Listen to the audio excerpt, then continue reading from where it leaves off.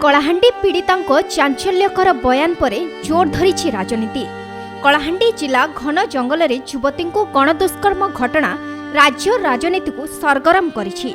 Police एही मामले रे संपृक्त थिबा जने नाबालक समेत 8 जन को जेल पठाई सारिछि।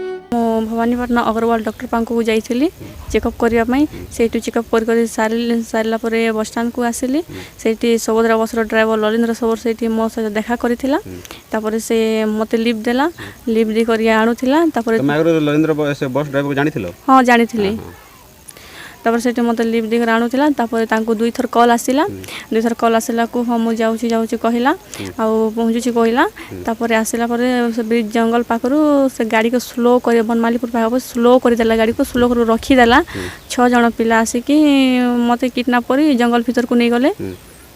तापर से जगह बहुत मो सागे खराब व्यवहार फास्ट स्टार्टिंग सबर मो सागे खराब व्यवहार करला सबर रेप कला तापर आउ 6 जन पिला सी भी मत रेप करले।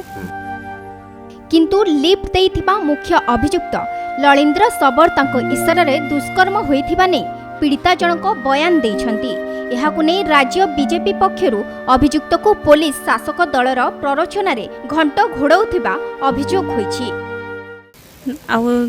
सबर कोन करथले? हाँ सबर भी मत रेप करिछि। समस्त को फांसी दरकार जे मन मो सहित खराब दृश्य व्यवहार काम करछंती सबर एका खेल नायक सेति ये समस्त को फांसी ही नहीं दरकार से फांसी ही कर जदि फांसी जदि सबर को जदि छाणी चेष्टा करूछंती ताहले मु जेडी सेति आत्महत्या कर देबी।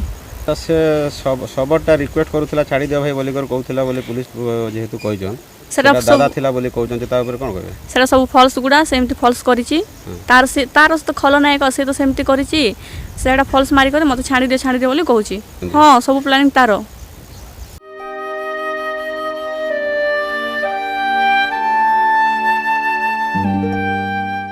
कलाहांडी बीजेडी दलर जिला कार्यकारी सभापति प्रबोध कुमार रथंक बस सुभद्रार ड्राइवर अछंती ललिंद्र सबर ताकू राजसाक्षी करी पुलिस एही घटना को घंट घोड़ाउथिबा अभियोग आनिछंती बीजेपी नेत्री लेखा सामंतराय। अन्यपटे विरोधी दल नेता प्रदीप नायक मध्य मुख्य अभियुक्त को गिरफ करने को दाबी करिछंती।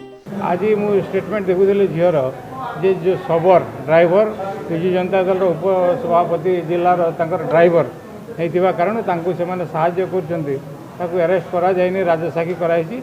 जदि सेठी एक झील कहला परे आ राजसाक्षी हेबनी से आरोपी दोषी होइतिबा कारण ताकू तुरंत अरेस्ट करा जाय एवं ताकू जेल पठा जाय। अन्य पक्षरे कलाहांडी एसपी पीड़िता जनक मजिस्ट्रेट को आगरे देइथिबा पूर्व बयान रे ड्राइवर को विरोध रे कोनोसी अभियोग आनी नथिबा कहिछंती।